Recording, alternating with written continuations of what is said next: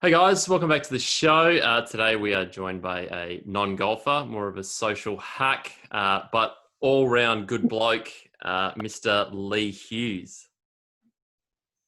How are you, mate? What's going on, Mate, Brady? really good. Good to catch up for a chat. We spoke last week and you have a pretty interesting story and I'm just really excited to share it with the audience. We obviously met through a friend, had a couple of crazy Super Bowl Monday in Perth. Oh, that was pretty Oh, crazy. Obviously, the that's a the pretty top. pretty good day for me. Yeah, well, I remember I left my car. It was like 6:30. The game was on. It would just escalated. It was a crazy time. Everyone thought the Falcons had it, and then TB12, Mr. Brady just went bang bang. Bang Pats bang. win. Pats win. What do you feel for Tom Brady and Tampa Bay? Oh, no love whatsoever. Done. Dead to you. Dead to me. No Yeah. Gronk. Dead to me. I'm a Jeez, Pat man. Pat Cam man. Newton, loving it. He's all in. I'm all in with Cam Newton. He reckons. Okay. Yeah, so obviously from that point, I was still living in the US. We caught up in Austin. You're doing a bit of business there. I think I came for the weekend. I ended up staying a week.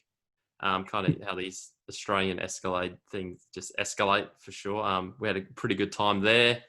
Then you were back over again in Houston, and we got stuck at a hurricane together. How crazy was that? Mate, I know. It's like, tell you what, I've been in New York when they had their last main like crazy hurricane. That was wild. Yeah, Then obviously Texas, another hurricane. Man, I'm sitting here in Canada and I'm just hoping that no hurricanes come north. maybe it's us. We just create the Yeah. hurricanes. I know we are the beginning of the hurricane. I don't know because it's funny that the end of that year, I got stuck in an earthquake in Mexico City. So it was kind of all following me. Then I had to get home. Yeah, mate, the US is a mess. I mean, they're having their own other different type of mess right now, aren't they? But Oh, yeah, you're when you're things go bad close. there, they go real bad. Yeah, you're closer to that right now. But yeah, the borders are shut. It's a crazy COVID world we're living in. Before we get too much into that, we'll start you back off in Perth. Obviously, you played a bit of footy growing up. If you want to touch on your days at Peel, that'd be great for the listeners. Yeah, well, started in Mandurah at the age of 12 and went from Perth to Mandurah and then joined that club when I was 16. So it was the very first year that I actually started. Lucky to even have a license in the waffle and ended up literally being there for 20 years. So 36, 37 actually. I left the club, had a year off in between in those 20 years, 21 years, but 20 years all up. So I think I've probably been the longest serving player slash administrator in the club's history, I think. But yeah, it was interesting times. Grew up in a club that was brand new. Um, Yeah, Walked into this historical, um, I guess, organisation that had clubs like Subiaco and West Perth and East Perth, East Fremantle, clubs that have some of them, some of the oldest clubs in an actual country. yeah, That was interesting. Had a lot of coaches. We lost a lot of games, but when we won, we knew how to celebrate. Brady, that's all that matters. absolutely, absolutely. Um, but no, I really enjoyed my time there as a player, and then got to join the board there as probably the youngest board member, I think, of a waffle club at the time. Spent 10 years on the board of the footy club as well, which was great. So I got to experience um, the formation of the Fremantle alignment. I was Yeah, definitely a big part of that. The building, the $10 million facility, which was a big transformation for the club. Obviously, winning two premierships back to back whilst under the Fremantle alignment. So, I got to see the club transform into this, bit of a conglomerate at the moment. Obviously, the competition's just getting started, I think, because of COVID. So it's a little bit, yeah. um, Bit disjointed. it's disjointed, but the club certainly, got itself into a position where it can actually finance itself and run the club on its own, which is very, very important. So no, Yeah, mate, I really enjoyed my time there. Learned a lot of disciplines, and I learned a lot of what to do and what not to do, of course. But certainly made a lot of friends for life down there. Yeah, it definitely would have helped. Obviously playing for them and then kind of going into that more senior executive role. You obviously would have seen a lot from both sides. You know, it probably would have helped you for sure. Yeah, you appreciate how much of a club revolves not just around the players, but a holistic amount of people, right? When you're a player, you turn up, you put your jumper on, everything's there for you. You go and play and you go home, but it takes a whole year to prepare for players to turn up and do that. So you certainly appreciate a lot more. You'd probably wish that every player could go through it, even just for a day, so they could Yeah, appreciate it a lot more. yeah, And that's part of life, learning experiences. I got to sort of put some of that leadership that I learned from being in an executive role as well into my business and other things that I do as well, which is good, like how boards work and how they're formed, and how they align with the footy commission and the AFL clubs. And so I got to work alongside some pretty good people from that perspective, which was good. yeah. Definitely set you up for your business endeavors. We'll touch on that soon. But yeah, you played for a few AFL people coming up. Who was the best? Who was the hardest nut over the ball? Who? Any? For that was an AFL player. Yeah, that came through the ranks. Yeah, Um, Look, I was pretty lucky actually, because even before the Fremantle alignment, all the waffle clubs were balloted out. The new junior players that were either a Fremantle or West Coast lists. yeah, So I got to play a couple of years with Shannon Hearn, who was built like a man, or like yeah. a truck at the age of 18, literally. Yeah, he hasn't changed Um, since. I've seen some old photos of him. He still looks the same. Oh, mate, it hasn't changed at all. Got to play with the skillful, Matt Rosa when he Yeah, was a young and coming up, and even when he was injured. But probably the standout for me was playing, with Daniel Wells when he was literally only 18 or 17 or 18, and he came third in the Sandover Medal his first year there, and he just tore it to shreds. And that was he's probably the number one player I could say that I've played with. That's obviously done huge things from the next level. Retired now, but as a young Indigenous man to come through that type of environment and do so well like he did, especially 15 years ago, was pretty amazing. yeah, absolutely. We were talking last week about a couple of other players. I got one of the players in my super coach team. You gave me a big rap on the Mr. Bernal and his endeavours. He's bloody brilliant, isn't he? Yeah, I'm actually really close to Harley too, because obviously he's a Peel boy. Yep. Went from Peel, went over to the Gold Coast. He's had a little bit of a rough start, let's just say that. But the way he's transformed his life and turned himself around, I hope he doesn't let himself down anymore. But I speak to him about once a week, even from over here in Canada. I take about an hour a week to speak to him and just chat to him about life and things. I've kind of always felt like that talent would be just a shame to be wasted. And, you got to support young kids when they come through. Went from Mandurah literally all the way to the Gold Coast, which, again, didn't really Huge jump. have a Yeah. football community. They were more about surfing and doing the things that they were doing over there. But Yeah. now that he's settled into Melbourne right now, he's his new fiance, and he's got a baby girl now. He's really changed himself around. And look, I think from what I've been told, Melbourne are going to support him. So if he keeps doing what he's doing, we could see some good footy out of him. Yeah, I hope so, because I'm just going to plug and play him every week until he grows his value up to 400k, and then I might even still hang on to him because he's Trade him out. maybe trade him out, but his confidence is growing. You kind of saw him kick that goal last week, and he hopefully puts in a good effort this week. But yeah, AFL, he's definitely a threat. Oh, for sure. Yeah, he'll be good, mate. I'm telling you, he'll be good. Old Mandurah product, Mate, I saw it on your Instagram story. I was like, I've got to plug him in. He knows the inside word. I've already got him on my radar. I'm excited about it. Little side tangent on the footy. I was talking about Instagram stories. You obviously spent a bit of time with Conor McGregor's team. I saw a bit of a thing going on there. This would have been a couple of years ago. If you want to talk about that weekend for the listeners, that'd be pretty interesting. It was really wild. So I've actually become really good friends with Connor's manager, Audi. Audi Atar. He owns Yeah. Paradigm Sports Management. He picked up Conor really early on, before he even got into the UFC, and now manages a plethora of talent, not just in the UFC and mixed martial arts, but he's got Manny Pacquiao now. He's got some NFL boys, some NBA players. So he's probably the second largest MMA management company in the world. Just an absolute great, humble man. Very good businessman. Was really behind the formulation or the formation of Conor's Proper 12 brand. Yep. Was really the brains behind the Mayweather Conor boxing fight too. Wasn't that brilliant, right? Jeez.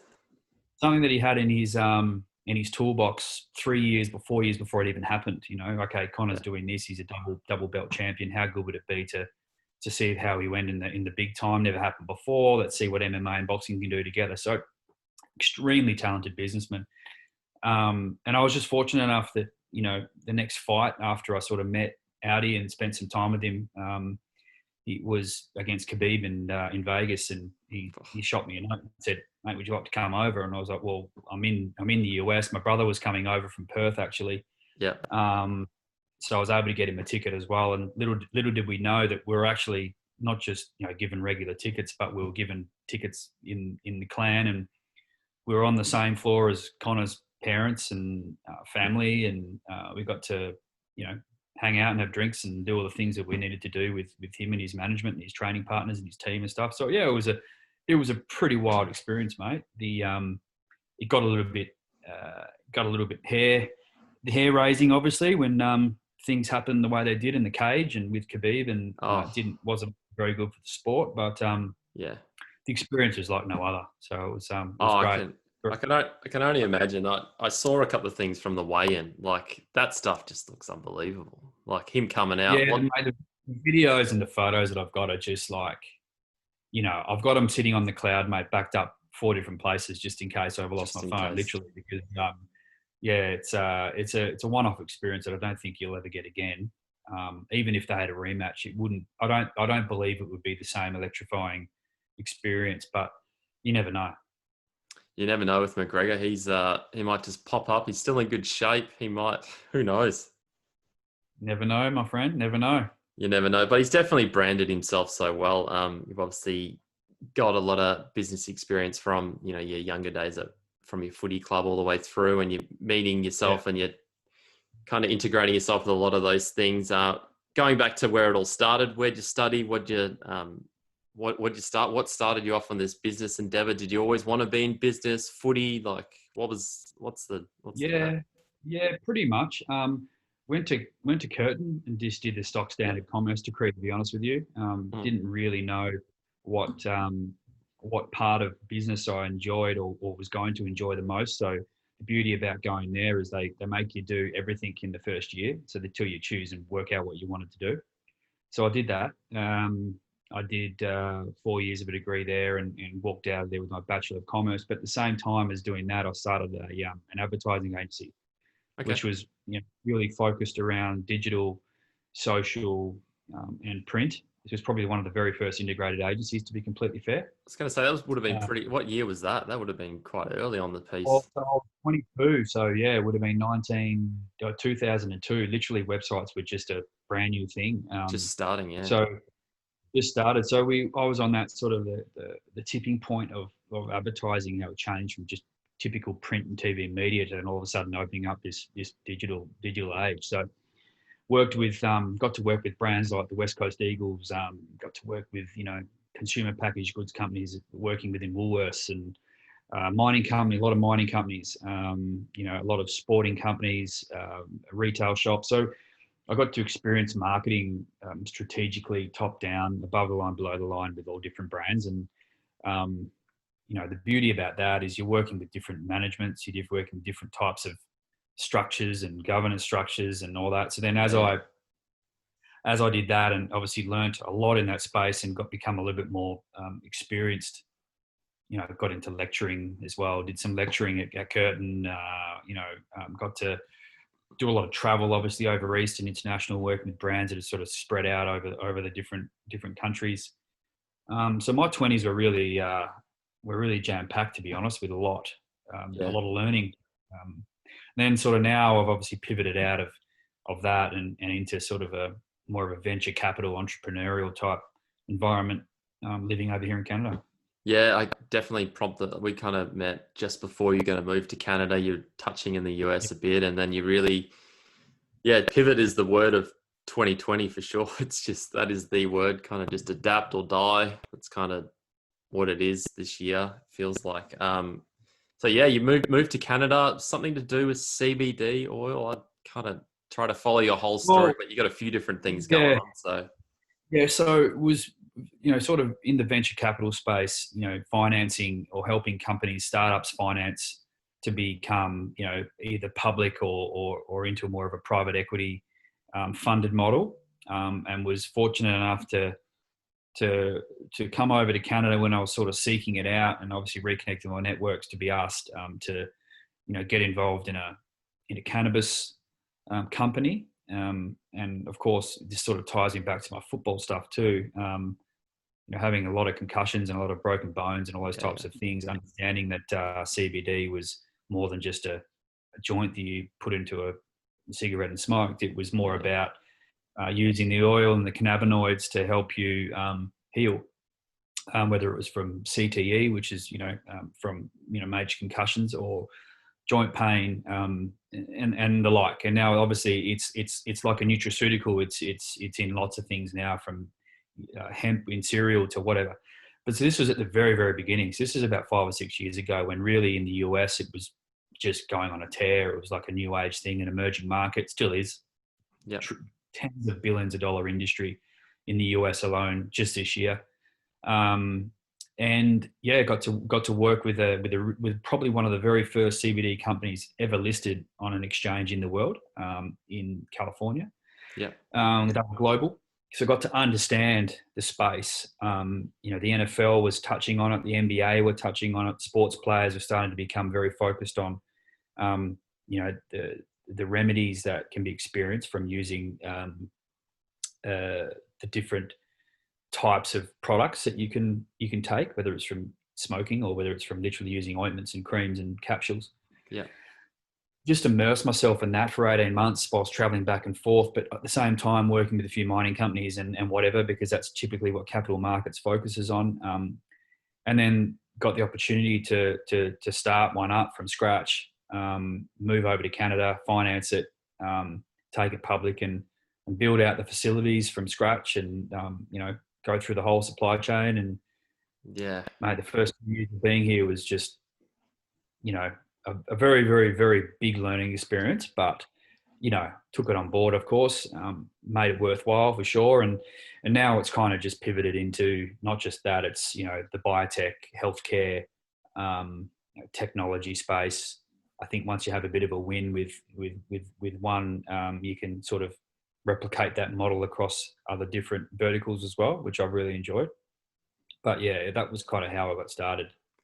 Yeah, it sounds like a huge learning curve your first couple of years. We're still in contact over there while you're kind of doing all that. But publicly listed company, that's a long way kind of where I'm from right now. I'm just doing my first study period of uni. I'm just trying to touch the space. I'm really enjoying it, but obviously one day hopefully try get somewhere where you're at. But what's it like being on the board of a publicly listed company? What's the pressures? I can imagine it's great. Like, Yeah, could be mind blowing for me to think of right now.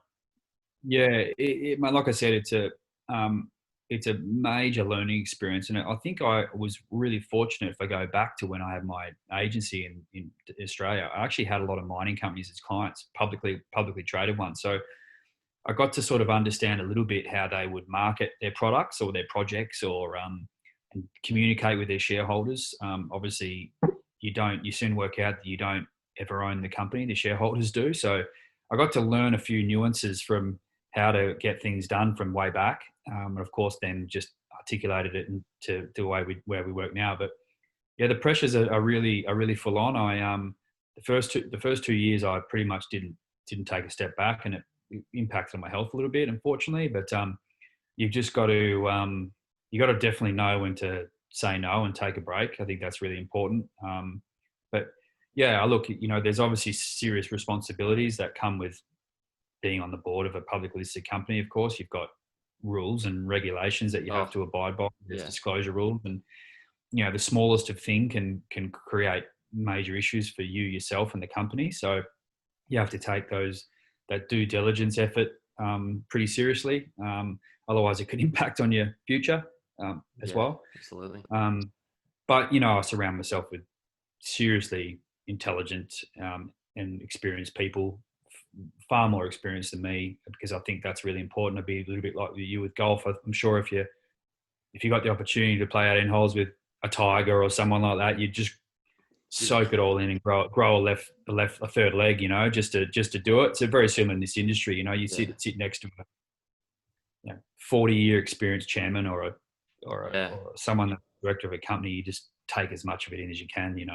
What's crazy, that hour or 2 hours you get to spend with someone who's that experienced, you always look back on it. You always think about little things that pop up in your life and you go, oh, that's what he meant with that. Because going a little golf thing on that, I had a golf chipping lesson, like a short game lesson with Phil Rogers. Don't know his name. He's like a really famous, he's like reinvented chipping. And then I got to spend 2 days with him, and I'm still thinking 5-6 years later of what he was saying about that, how it's relevant and what he actually meant. He's sadly passed away now, but it's like those experiences just really bode well forever. Like you've got to try sponge everything out of it.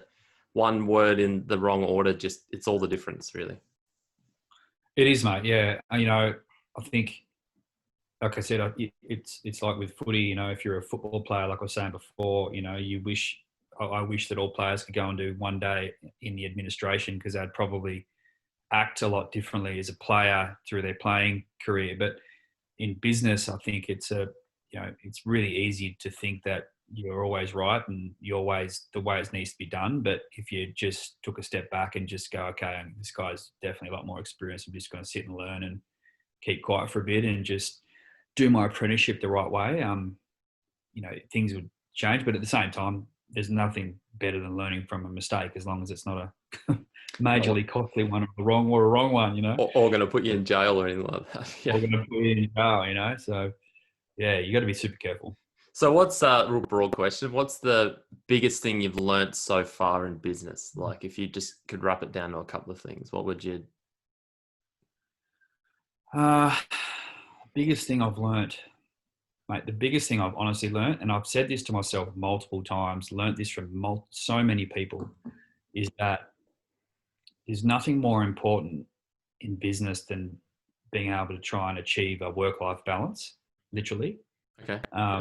So sleep, all that sort of like sexual life. Deconstruct your whole day from the time you wake up to the time you go to bed, and what does it look like? And if everything is so counterweighted towards what you do in your work life, whether it's in whatever profession you do, there's going to come to a point where your body's going to say stop. Whether you break down physically, mentally, relationships start becoming impacted, social life, health. Mm-hmm. Big poignant time for me was this time last year, literally, when I got quite sick and had to sort of just down tools and everything and just stop.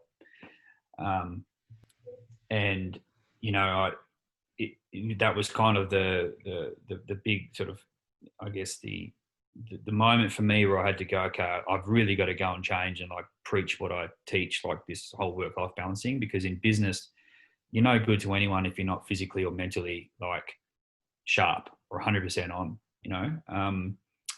So that's a really big thing. I've been on both sides of the fence, and I certainly like being on the more balanced side of it, because work-wise and professionally, I just am so much more on, and just probably more pleasant to be around, to be honest, as well. Yeah. Which is because you can feel pretty alone, in business even if you don't want to be, you can, and that's typically a pretty good sign that something's not right. Yeah. So that's a pretty big thing, and most people wouldn't say that, I don't think, but for me, it's a pretty important one, because I know that if I have that, I'm just going to be so optimum in my work career. So. Yeah, that's interesting. I had a similar thing. I kind of flooded myself with too much golf at the end of 2017, and I was really struggling like mentally with a lot of things. And you've touched on the mental. I think the mental kind of triggers the whole thing, like your health and everything and that. How'd you get back on top of it? Obviously, you kind of cut your workload down a bit, but how did you do it? Yeah, mate. Literally, I got quite sick. I actually had a health issue, and in the end, it ended up being that I had serious ulcers. But the symptoms of that weren't great. So I literally went to work. Work stopped for me completely. Took a serious break.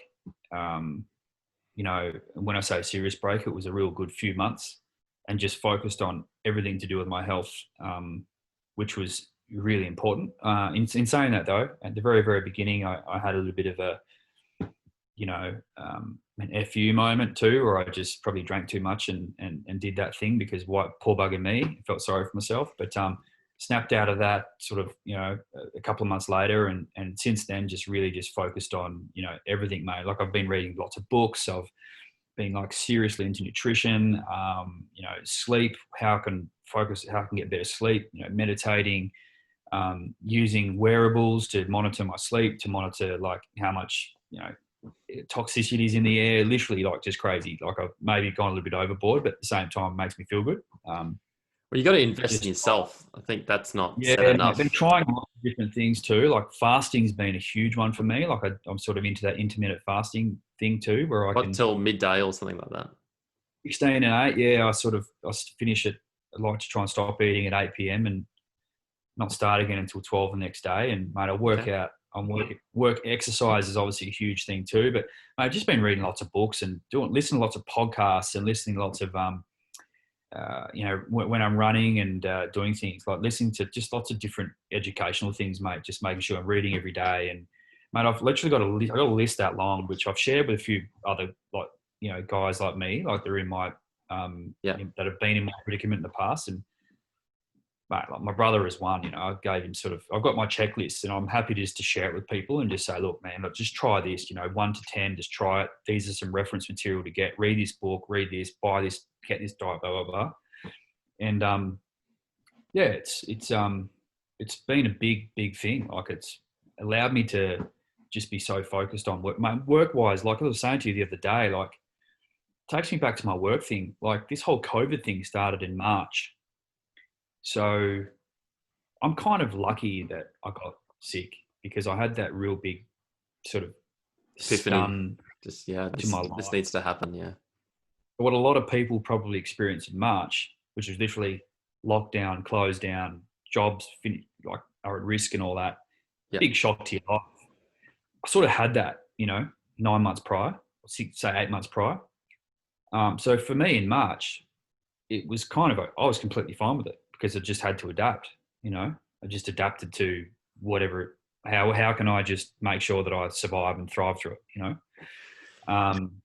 So, and if anything, it actually gave me more time to actually do more on myself and reading and doing the other things to make sure that I was optimizing it just even more, maybe a little bit more OCD on the optimizing side of it. But this COVID experience, so we're about 4 or 5 months in over here, like in terms of growth potential and like working in things that really are right in my sweet spot, I don't think I've had as good of a 5 months in a row ever, which is really bizarre. Because mate, I was on a plane every Every other day. Yeah. Every week I'd be on a plane, and I've been on a plane once in 5 months, and I'm still. So yeah, it's a really bizarre experience actually.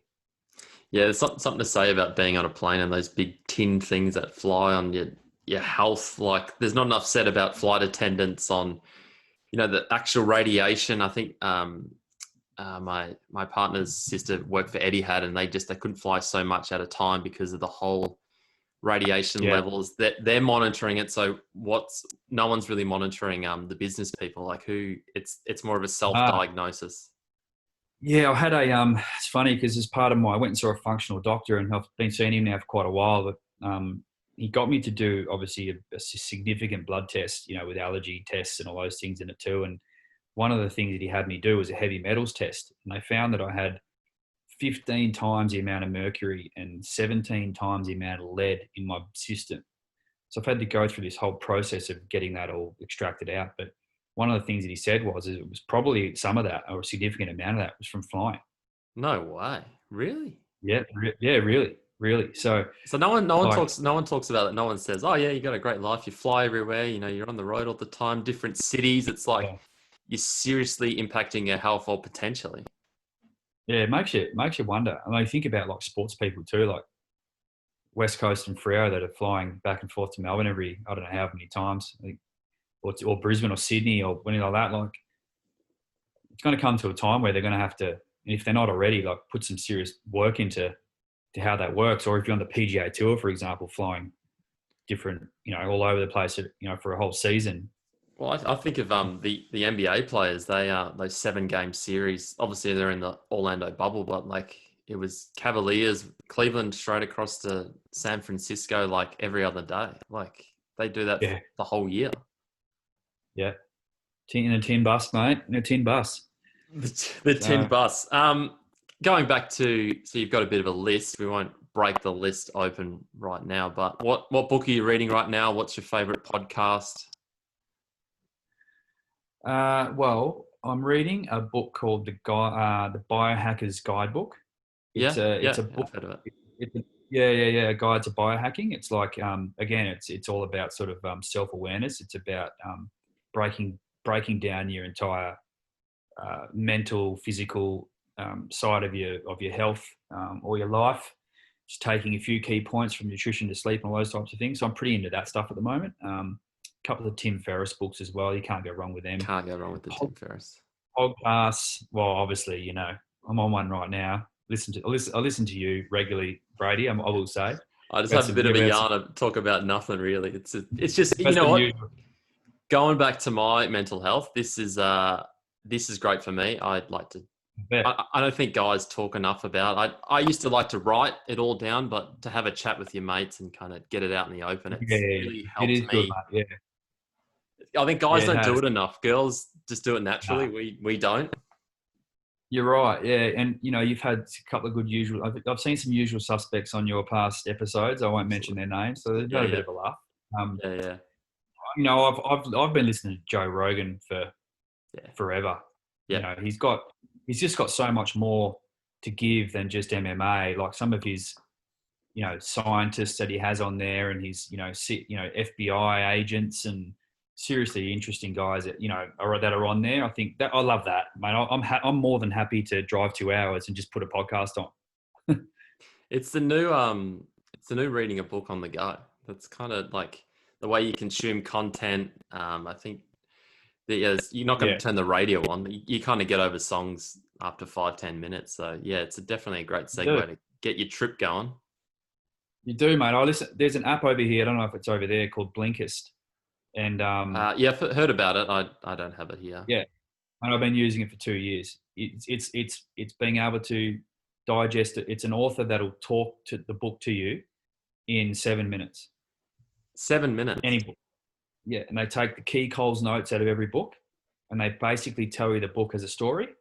And mate, when I run or I go and do a workout at a gym or whatever, I just listen to it. Or if I'm in a cab, or if I'm in the line to get into a plane, I literally just put it on and just listen to a book that I'm interested in, from productivity to health or sport or anything. It's an interesting one. You should download it. It's good. Yeah, definitely. I'm all over that stuff. It's trying to get good information in your head. That's the first thing, listen to the right people and do all that type of stuff. But Canada, how long are you going to be there? When are you coming back to Perth? Maybe Melbourne? Who knows? Jeez, man. Are my parents watching this? I don't know. Did I say next year or next year? It's on the cards. It's on the list.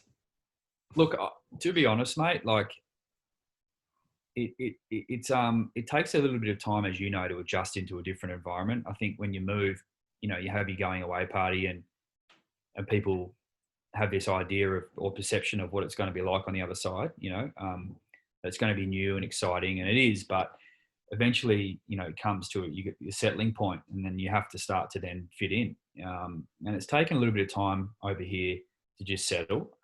2 years in now, things are obviously business wise in a good position. Obviously, things can always be better, but I don't know. I think I can't even get home if I tried anyway. I'd have to go and sit in the hotel for 2 weeks and then all that No, stuff. But I'm doing that. yeah, we'll see. But so I think for the time being, I don't see any sort of reason to go back home yet. Although Keep prior to going. COVID, getting home was completely fine. Yeah. We'd go back 2 or 3 times a year, and it was great. And we have some friends and stuff come over here and do their thing as well, which obviously helps. But not in the short term, obviously because of what's going on. But it's definitely on the cards. At some point. Hopefully we can get over there and visit. Yeah, I think the US will just bypass that. Before we round this up, what's it actually like living in British Columbia? I've only spent a little bit of time there. Obviously, you can't go to the US right now. What's it like, COVID right now? It's COVID. COVID and being in Canada, yeah. A little bit about pre-COVID. So I've really taken a liking to sport over here, mate. Like the NHL is just it's great. Really, really good. They're so into that, which is just great. The stadium's just over kitty corner from where we live, so getting over there and watching 3 or 4 games, or even more, you can watch a game a week there. It's unreal, right? Yeah. Then you've got your baseball, and you've got the NBA on every other day, and then you've got the NFL. Obviously, driving to Seattle. I've driven to Seattle a couple of times from here, which is only an hour and a half. So, mate, how can you not? Sport is pretty good over there. The mountains are right here. The lake's right there. The Sunshine Coast has hundreds of islands, which is just off BC here. There's a lot to do, mate. A lot to see. We don't get the white sand beaches like we do back home, but if you fly down to California when there's, when the time's right, you can get all that. But it's a good experience, mate. Canadians are good people, very much like Aussies. Love sport. They just bleed sport. Like it's just nuts. Bleed sport. They drink strong beer. They have a good laugh. They're good times. Yeah, exactly, mate. Exactly. So that's why there's a lot of Australians that live over here, to be honest with you. Yeah, like Whistler is a big, It's like mini Australia. Yeah, absolutely. Do you ski, snowboard? Mate, one of the things that I do regret about playing football was having 3 knee reconstructions. So the last thing I'm going to do is get on blades that could snap my knee in half again. However, got into the snowmobiling. Yeah, I've heard that's pretty good. Yeah, they say that's just worse or just as bad, but I don't mind having a little bit of engine behind me. If I'm going to go down, I might as well go down the fastest, right? I know, right? But they get into like crazy BMXing and mountain biking and shit here too. Like downhill mountain biking. Fly down those mountains, mate. And I was like, no thanks. No, the big boulders. It's big. It's big, kind of in Australia. New Zealand, I know it's massive, like just because the mountains and that. But yeah, post COVID, hopefully that comes sooner rather than later. I think Canada's just kind of gotten on with it. Australia's kind of went just straight into lockdown, and we're still here. Yeah.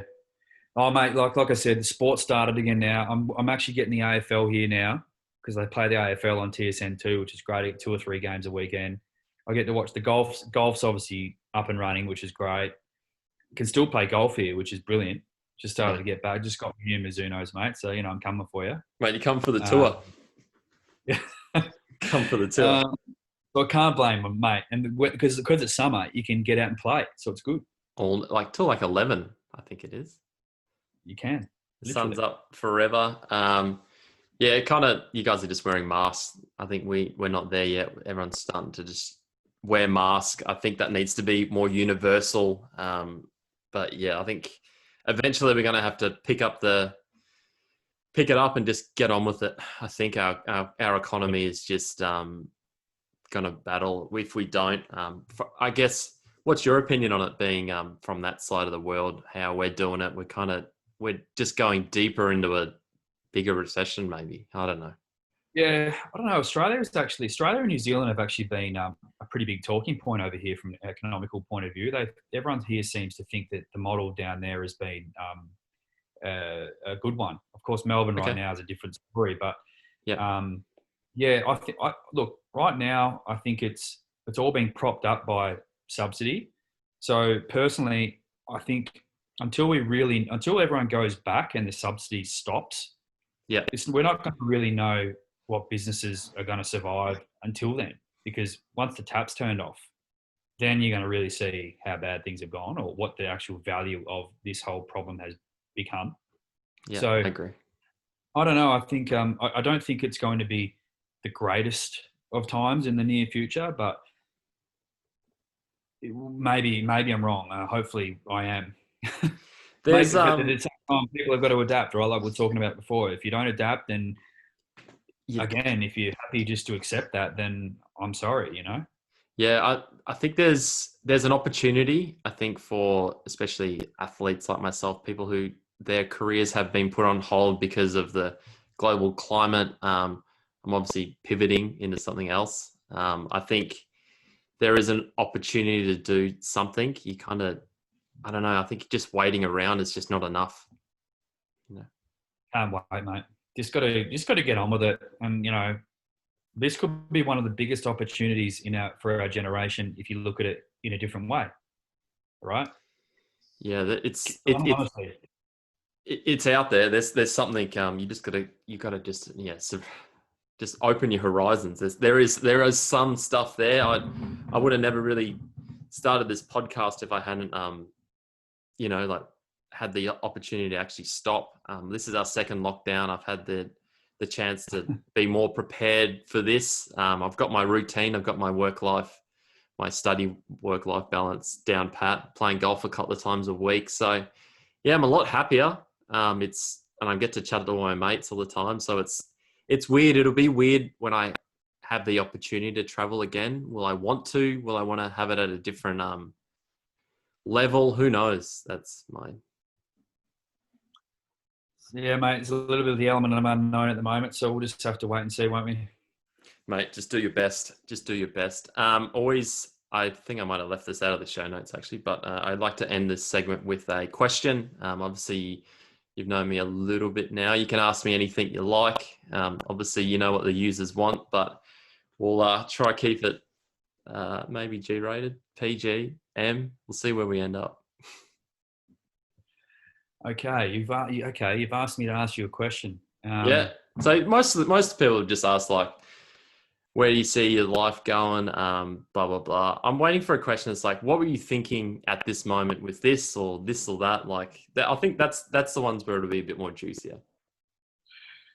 Oh, gee whiz, eh? Yeah. What were you thinking at the time when we were in Austin? How did you think it would end when you and I were in Austin on a Sunday? I think we started at a vegan. We went to a vegan Food truck. Yep. Vegan food truck. Yeah. And then our last establishment was a nightclub in Austin called Rain Nightclub. How did you think that day would end? So I knew how it was going to start. So I drove across from Houston and I thought, well, I'll book a game of golf on Monday. So I booked a game Monday afternoon. I was like, I'll just stay the night. We'll like a normal Sunday sesh on like in Australia, you have a good time, get to 10, 11 o'clock, go to bed. Obviously Austin is a different animal. We got stuck into the food truck. We went to a couple of different restaurants and then all of a sudden we ended up, I think Rain Cafe was actually a gay club. We didn't know that at the time. We're meeting friends of one of my friends of a friend, someone's birthday or something. Had a great time. It was really, really funny. Ended up a drag show. It was a drag show. It was really my first one that I remember. I don't know, actually. But you're great. Yeah, I actually don't. You know how Aussies go. Like you know how it's going to start, and you've got a rough idea. But once you kind of get a bit of momentum and you get a bit of traction behind the boys, it's over. I think two Aussies in Austin was crazy. Last year we had 6 or 7. I'm actually glad you weren't there because we would have died. But yeah, it's just petrol into the fire. Australians just get like God, they get a whiff of it and it's all over. but yeah, that exceeded every expectation or anything. I think I ended up staying for a week. I went for 1 or 2 nights. I had to pretty much change my plans for the whole week. Took me a couple of weeks to recover after that, but yeah, that was a weekend for the ages. I still think every time oh gosh, it's just that food truck. Oh gosh. That's probably your last vegan meal, actually. I've never gone back to a vegan food truck in my life. I don't want to look at a food truck again because I know what happens from there. But far out, what a weekend. Well, hopefully when all the borders open and we can actually do something similar. Last year we were there with the Lime scooters. You didn't have to worry about Ubers or anything. We just got on a Lime scooter and off you go. What do you guys have Lime scooters in Vancouver? Nah, don't have scooters here. It's too dangerous. Like you don't have to Too wear a cold. helmet. Yeah, it's too cold, and it gets too cold in winter. You can't. Snowing and that. No. Just put some traction on I it. haven't done it this summer, but no, not yet. Not yet. So yeah. Leigh, it's been bloody brilliant to chat to you. Glad we could catch up again. Hope Canada treats you well and we get to rekindle another Austin excavator. It might have to be in Vancouver. You're a bit of a local now. Have to be Vancouver this time, mate. Vancouver. I'll talk to Smith and see if we can eventually one day get back over there. But yeah, it's I'm sure when we do catch up, it will be another Austin. Hopefully not another vegan food truck. We'll try steer clear of that stuff. But yeah, no, really fun. I appreciate your time, Leigh. No worries, mate. Thanks for having me on.